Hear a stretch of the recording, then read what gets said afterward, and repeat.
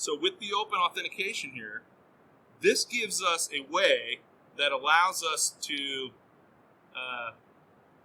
transfer risk. What do I mean by that? Transfer risk. Why would OAuth transfer risk?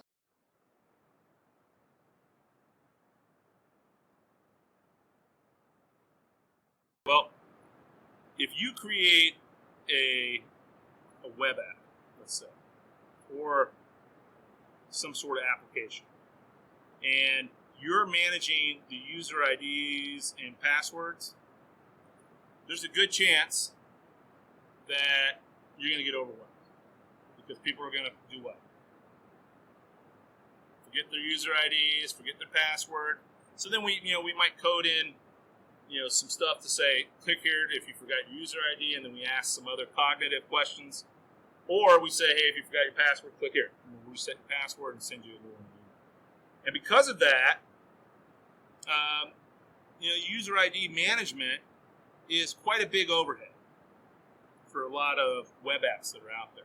It's a big overhead. So you transfer the risk of that because usually the user ID and passwords will combine together, may contain PII, right? So what we can do is we can say, you know what, web app, I'll tell you what we're going to do. We're going to go out to Google, and we're going to go to Google Developer. So in Google, you can set up a developer account, and inside of the developer account, you can set up your own key. So the developer, let's say the developer works for Cyber Protects. You can do this with Facebook. You can do this with Apple. You can do this with, they got GitHub as an example here, Instagram, Snapchat, whatever you're using. If you are a developer for whatever platform, and we're going to use Google as one example here, you register as a developer for whatever organization you are, Google will issue you a key. That key belongs to that organization. Okay?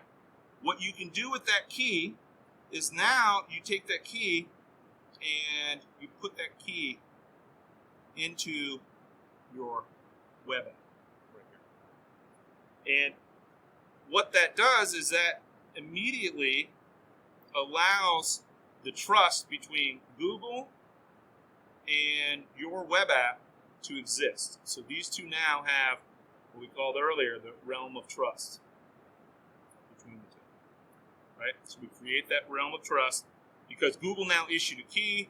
This key is on this. They'll make you tell them your IP address, the web server. They'll make you tell them the URL and DNS information of that web app, so they know where it's coming from. So they can say, this is coming from this source. Yeah, I know that it's coming from this source.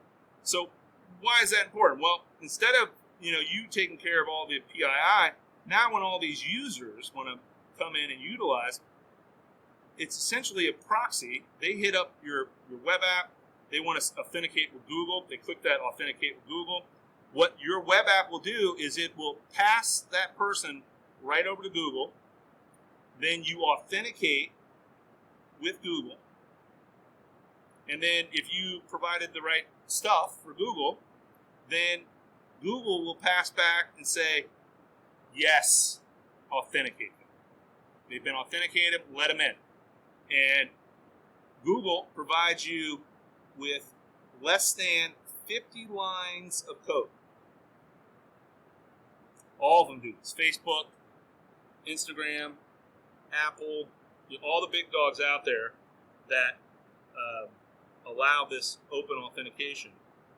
They provide you the source code, and what you do is you take that source code and you put it into your web app, and it automatically will work behind the scenes. It's just beautiful. It looks at the key. You got to put the key in their source code, and then you copy and paste their source code literally into your web app, and then now authentication magically works. It's beautiful how that works.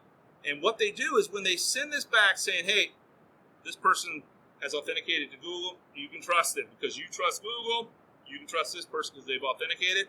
What Google will do is they'll provide you basic information like first name, last name,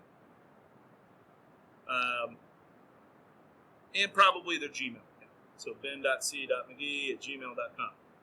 And what Google has over here, though, is something like a directory server, like we'll say Active Directory, for lack of a better example.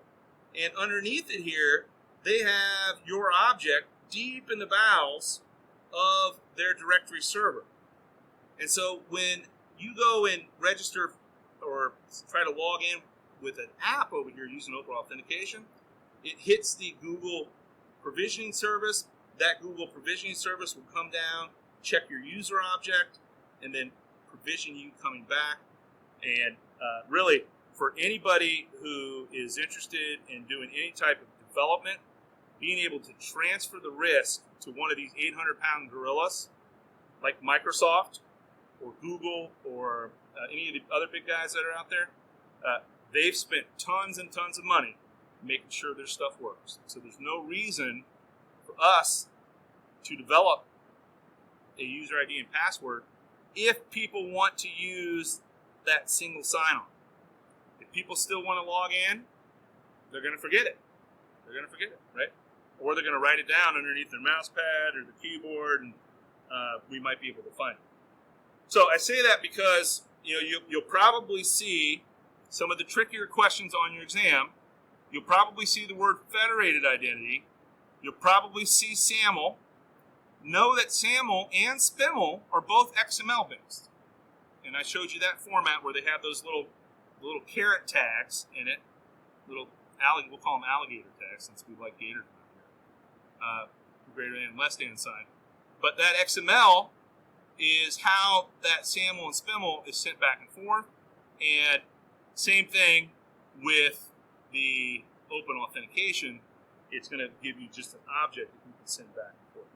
And so OpenAuth, single sign-on, SAML, SPIML, federation, these are all things that I would expect, if I was you, to see on